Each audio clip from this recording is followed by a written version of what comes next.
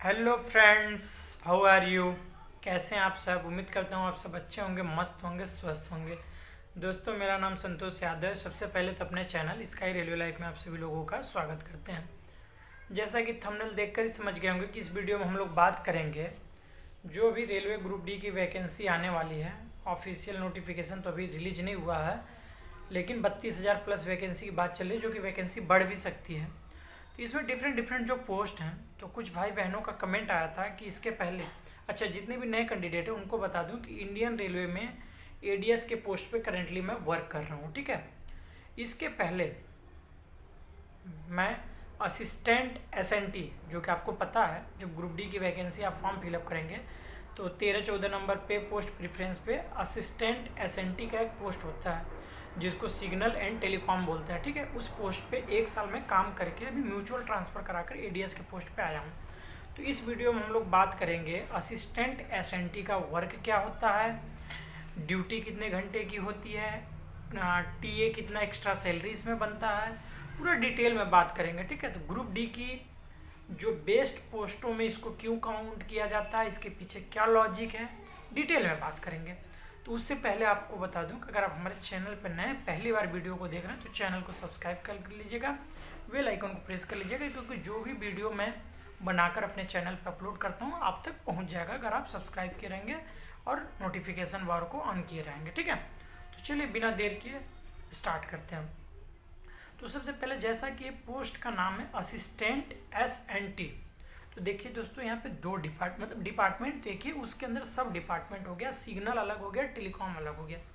अब जैसे आप अगर मान के चलिए पोस्ट प्रेफरेंस भरते हैं और आप पहले नंबर पे एसएनटी डाल दिए हैं, ठीक है, और मान के चलिए आपका जो रिटेन एग्जाम में अच्छे खासे मार्क्स आ गए तो आपको एसएनटी डिपार्टमेंट अलॉट कर दिया जाएगा कि आपको एसएनटी मिल गया। लेकिन एसएनटी में भी अब आगे दो है, सिग्नल अलग है, टेलीकॉम अलग है।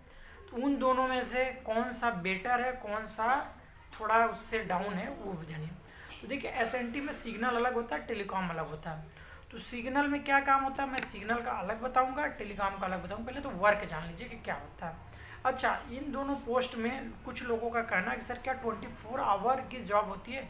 तो देखिए कहीं भी ऑन रिकॉर्ड ऐसा नहीं लिखा गया कि 24 आवर की जॉब होती है।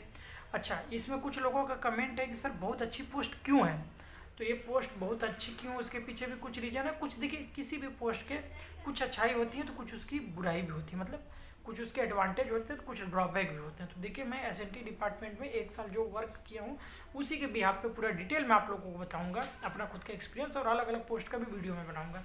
तो देखिए सबसे पहले तो आपको ध्यान देना है कि अगर आपको सिग्नल मिलता है तो सिग्नल में क्या काम करना होता है और टेलीकॉम में क्या करना होता है। तो सबसे पहली चीज़ कि सिग्नल और टेलीकॉम में अगर मेरे को चूज करना हो कि बेटर कौन है तो मैं टेलीकॉम को अच्छा मानता हूँ। टेलीकॉम को क्यों अच्छा मानता हूँ, सिग्नल को अच्छा क्यों नहीं मानता हूँ, उसके पीछे दो रीज़न है। पहला रीज़न, मैं टेलीकॉम के बारे में आपको बता रहा हूँ डिटेल में।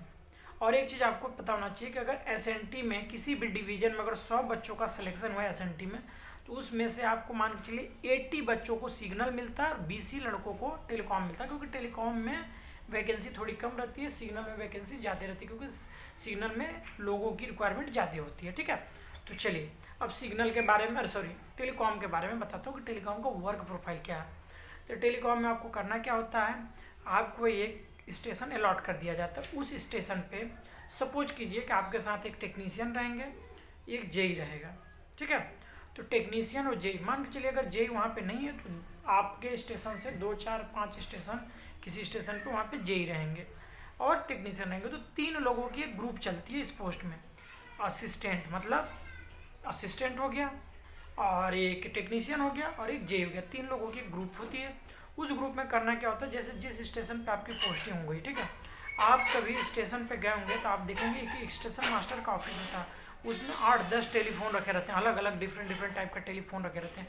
डिस्प्ले पे कुछ काम होता रहता है, और आप अनाउंसमेंट सेक्शन पे देखा जाता है। तो सारा का सारा काम टेलीकॉम के अंदर में आता है। तो टेलीकॉम का जो जूनियर इंजीनियर होता है, जो उसमें टेक्नीशियन होता है, उसका काम क्या होता है कि मान के चलिए कि किसी स्टेशन पे, ठीक है, सपोज कीजिए कि वहाँ का टेलीफोन काम नहीं कर रहा है, तो वहाँ का जो स्टेशन मास्टर है वो आपके एसएससी को फ़ोन कर देंगे, टेलीकॉम के एसएससी के, हमारे स्टेशन पे टेलीफोन प्रॉपर काम नहीं कर रहा है।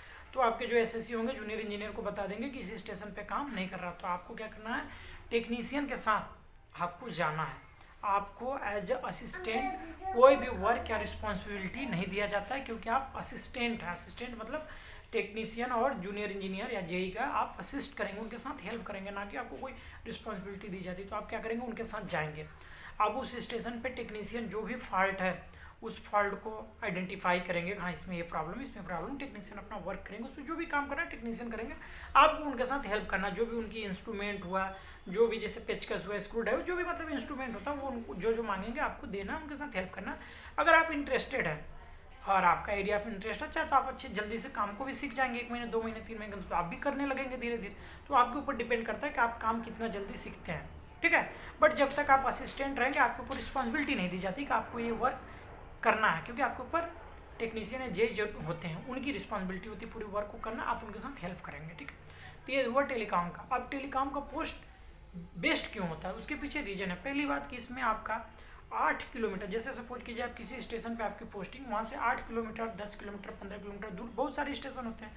तो इसमें होता क्या है कि एक टेक्नीशियन और असिस्टेंट को मिलाकर 8-10 स्टेशन इधर, 8-10 स्टेशन मतलब करीब 10-15 स्टेशन की रिस्पॉन्सिबिलिटी आपके ऊपर होती है। तो दूसरी बात क्या है कि डेली तो फेलियर होगा नहीं, रोज तो टेलीफोन खराब होगा नहीं। तो होता क्या है कि आपको कि 1 दिन 2 दिन 3 दिन पे कहीं न कहीं आप जाते आते रहते हैं, तो महीने में 15 दिन तक आपकी मूवमेंट हो जाती है। तो 15 दिन फुल टीए बन जाता है इसमें।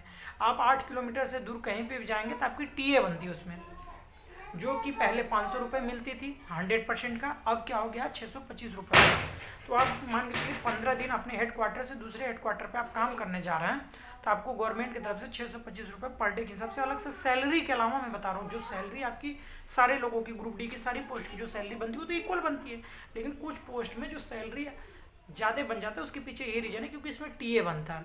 अच्छा, अब कुछ लोगों का कहना है कि सर ये 24 आवर की जॉब है। हाँ 24 आवर की जॉब है, लेकिन इसका मतलब नहीं कि आपको 24 आवर काम ही करना है।